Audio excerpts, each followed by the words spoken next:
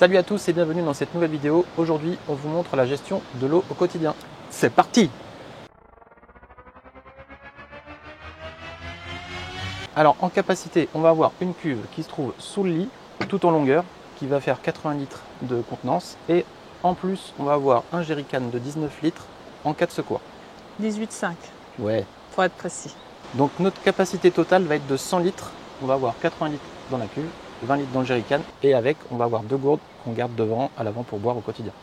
Donc voici la cuve qui est sous le lit. Ici, on a rajouté une trappe et une dans le fond là-bas pour faciliter le nettoyage annuel. En plus de ça, il faut savoir que nous, on boit l'eau dans notre cuve tous les jours. Donc on a rajouté ce petit système qui s'appelle le Tanko 3. C'est une sonde qui va venir plonger dans la cuve et qui va dégager de l'ozone. Cette ozone, elle va empêcher tout ce qui est bactéries, champignons, microbes de se développer dans l'eau et elle va garder aussi toute la tuyauterie propre. Alors la sonde, elle se trouve comme ça. Elle vient plonger dans la cuve et elle se trouve à 5 mm du fond. Je vais essayer de faire un petit plan. Ici, vous avez la sonde, donc on voit qu'il y a un tout petit peu de calcaire. On vient de la nettoyer, mais ça s'est déjà déposé dessus. Voilà à peu près comment ça marche. Donc, concernant la sonde du Tanko 3, on fait une maintenance tous les mois et on va venir la plonger dans une bouteille de coca. On vous montre ça, on a fait plusieurs stories. Bon, on en profite aussi pour faire la petite, comment on appelle ça, la petite maintenance notre système Tanko 3. Vous voyez, il y a plein de petites bulles. Elle était bien dégueulasse. On va laisser tremper une bonne demi-heure et après on remet la sonde dans le réservoir.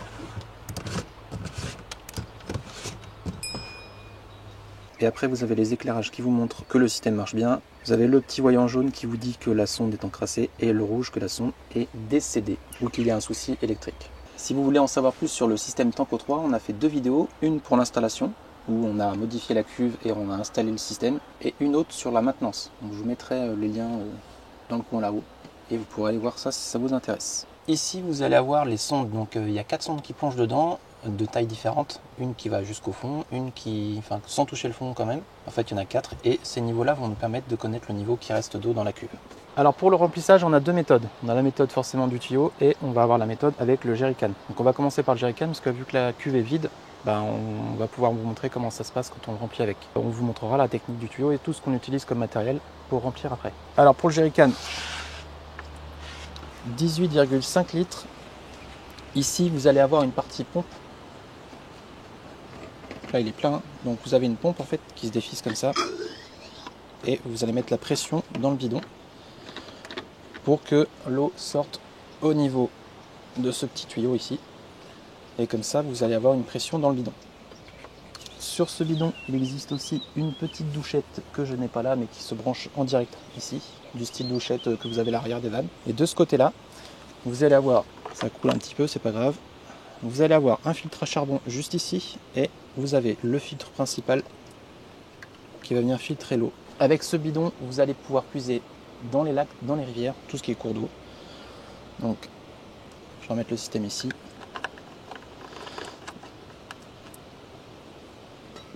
Avant de puiser dans la rivière, on a quand même acheté ce petit test d'eau qui va nous permettre de savoir si l'eau est polluée ou non. Et à partir de ce moment-là, on ira chercher de l'eau en rivière. On va vous montrer comment on remplit avec le bidon. Je vais le nettoyer un peu. On va venir le positionner au-dessus du lit, comme ça.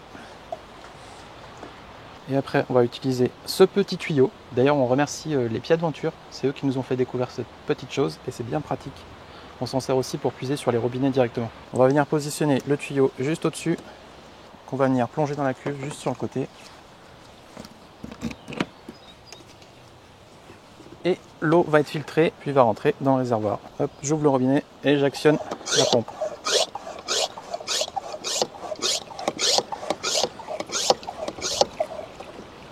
Voilà, première méthode.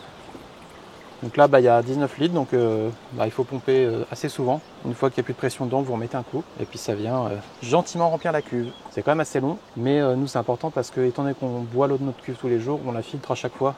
Ça évite de retrouver des impuretés dans la cuve, tout simplement.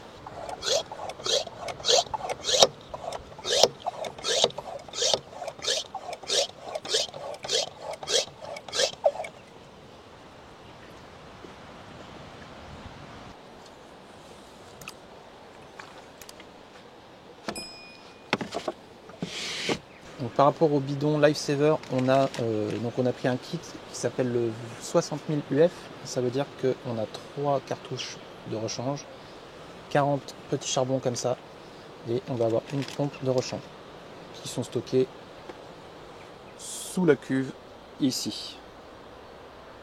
Alors pour la méthode principale donc, qui est au tuyau, donc déjà on a un tuyau extensible. Pour le faire monter en pression, on a acheté ce petit robinet qu'on vient brancher au bout, ici. Et après, on raccorde ça au robinet. Je coupe l'arrivée. Et ensuite, on va avoir un filtre. C'est le filtre qui s'appelle ALB Filter. C'est une marque allemande. Vous avez un côté in, un côté out. Et le côté out, on va retrouver un filtre à charbon actif qui est dedans. Donc l'eau va rentrer par là, va être filtrée et ensuite passera dans la cuve. Bon. Ensuite, vous avez différents embouts de toute taille. Donc ça pareil, il faut en avoir un petit peu. Nous on a à peu près toutes les sortes. Normalement on peut se brancher sur n'importe quoi là-dessus. Vous avez du mal, des connecteurs Gardena en pagaille. J'en ai peut-être même un peu trop et vous pouvez même vous brancher directement sur un tuyau avec ça. Ensuite on a aussi ce petit adaptateur qui peut se mettre sur n'importe quel que vous pouvez serrer en fait. Vous pouvez serrer ça sur un robinet et vous avez différentes tailles. Donc la partie là va venir se connecter sur n'importe quel tuyau, genre au robinet. Là je vais faire montrer la pression dans le tuyau pour pouvoir arriver jusqu'au van. Après je libère la pression, ça va passer dans le filtre ALB et ça va se retrouver dans la cuve. Comme ça on filtre tout le temps l'eau, même si c'est de l'eau propre, même si on est en camping, on la filtre tout le temps. Et ce filtre fait du 9 litres à la minute. Donc pour 80 litres on met un bon 10 minutes pour la remplir, suivant la pureté du filtre. Voilà, donc là on va vous montrer comment on remplit. Pour le remplissage on a la chance d'être sur un camping, donc du coup on est raccordé au tuyau du camping et on a un petit peu de pression, j'ai mis mon robinet là au bout. Donc maintenant je vais venir raccorder mon filtre ALB du côté in, toujours important, sinon ça pète le filtre. Hop, et après je vais venir le tuyau comme ça et je vais venir ça dans la cuve et c'est parti pour un bon 10 minutes. Donc nous, toujours important, on filtre tout le temps, à chaque plein, l'eau de notre cuve, soit par le bidon Lifesaver, soit par le filtre ALB. Ça permettra d'aider notre système Tanko 3 qui se trouve à l'intérieur pour éviter d'avoir trop d'impuretés dans l'eau. Voilà comment on remplit. Donc maintenant, comment on trouve l'eau? On va utiliser l'application Park4Night. On va appliquer le filtre eau potable et ça va nous montrer tous les spots qui ont de l'eau potable en fait. Donc soit des parkings, soit des toilettes, des aires de camping-car. Et c'est quand même assez simple pour ça. Ensuite, on va utiliser aussi l'application Toilet Finder, donc, qui va, elle, chercher tous les toilettes publiques. Et en général, on arrive toujours à trouver un petit robinet. Donc on va utiliser ce système-là qu'on va venir mettre sur le robinet et qui va remplir le Lifesaver.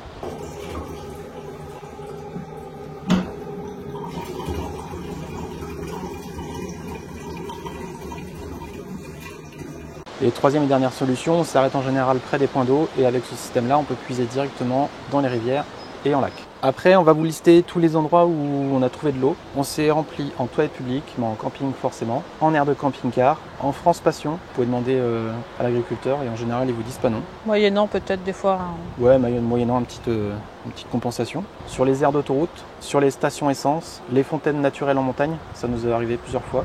En cimetière, en jerrycan, donc soit avec ce bidon là parce qu'on va pas non plus traîner le tuyau jusque dans le cimetière, ça ferait pas très propre. Déjà qu'on le fait pas trop souvent, mais quand on est vraiment en galère, on utilise plutôt le jerrycan pour aller se remplir dans les cimetières. En salle des fêtes, en général quand vous tournez autour, il y a toujours un robinet.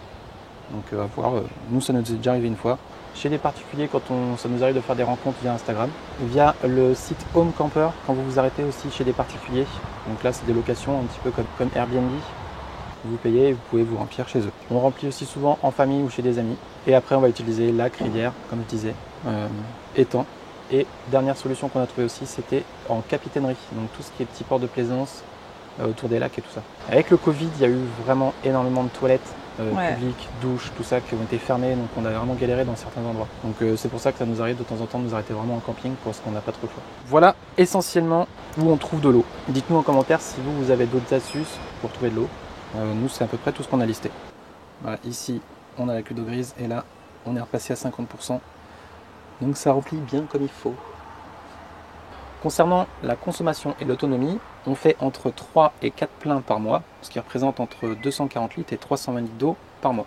On se lave tous les jours au gant, Donc pour ça, on utilise des petites bassines comme ça. On évite de rejeter au maximum dans la cuve d'eau grise. On utilise des produits biodégradables forcément qui peuvent repartir dans la nature. Donc on met à peu près 1,5 litre d'eau pour se laver chacun. On a des petites techniques, en général on compte jusqu'à 18 pour Lydie et jusqu'à 10-12 pour moi. Voilà, on se lave avec à peu près ça tous les jours. Donc il y a quoi? Il y a 1,5 litre là je pense, 1,5 litre, 2 litres. Je sais pas si vous voyez bien. Il y a quoi? Il y a 3 cm d'eau. Tous les jours on vient mettre notre petite bassine ici et on va prendre nos petits gants. Et plouf, c'est parti. On prend une douche soit en camping, soit à l'arrière du van quand le temps le permet. Donc je répète aussi, une douche par semaine et tout le reste du temps c'est au gant. Donc ce qui fait qu'on économise énormément d'eau et c'est pour ça qu'on arrive à tenir avec 3 pleins par mois. Après on utilise des techniques pour consommer moins d'eau aussi sur la cuisson. On vous a montré ces techniques là, je remets la vidéo ici, qui permettent de consommer beaucoup moins d'eau quand on cuit nos pâtes. On utilise ces petits verres doseurs et on va venir mettre 2 verres de pâtes pour 2 verres d'eau. Ce qui fait que on ne remplit pas la casserole à fond pour les faire bouillir. Voire moins. Voire moins. On économise aussi énormément d'eau en s'arrêtant à côté des cours d'eau ou rivières. On puise tout le temps l'eau à l'intérieur pour faire des petites vaisselles, faire des petits nettoyages. On n'utilise pas pour la cuisson, mais voilà, on fait beaucoup d'économies là-dessus. Concernant le nettoyage, donc la cuve d'eau propre, on la nettoie une fois par an au vinaigre blanc. On vide complètement, on nettoie l'intérieur, on enlève tout ce qui est dépôt en fait, même avec les filtres. Vous avez quand même un fin dépôt marron au fond. Donc on nettoie tout ça une fois par an. Ensuite, on a le Tanko 3 qu'on va nettoyer lui une fois par mois. Et en dernier, on va nettoyer aussi la tête de robinet. On va venir dévisser la tête de robinet. Et la tête de robinet, on la fait une fois tous les 3 mois. Là par exemple, je sais pas si on voit, mais malgré tout, il y a quand même des choses qui arrivent à passer. Elle a besoin d'être nettoyée. Et elle a besoin d'être nettoyée. On dirait qu'il y a de l'aluminium. C'est bizarre. Regarde. Je sais pas ce que c'est ça. On dirait de l'aluminium. Bizarre. Ça va être l'intérieur du robinet qui se décompose, je sais pas. Voilà. Une fois le nettoyage effectué, on va revenir remettre ça sur la tête du robinet.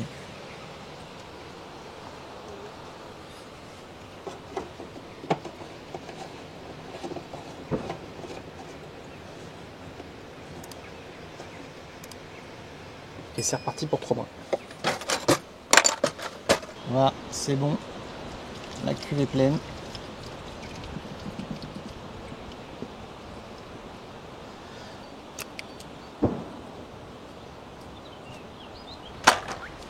Après, on débranche le filtre. Là, je vais pas enlever le robinet parce que sinon, Lydie va prendre cher. Et après, je vais dévisser cette partie-là pour vider le filtre.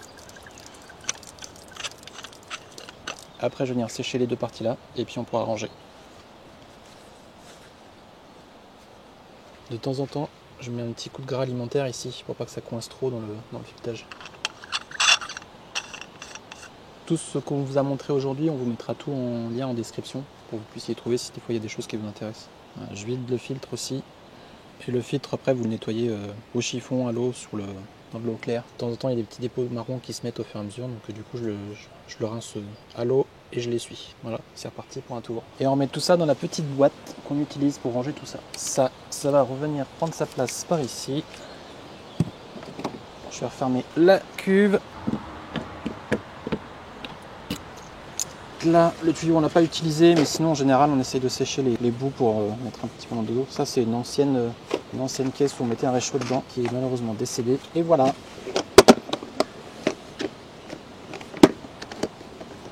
Ça va reprendre sa place. Tout a une place dans ce van, hein? Tout a une place juste à côté de notre petit canoë.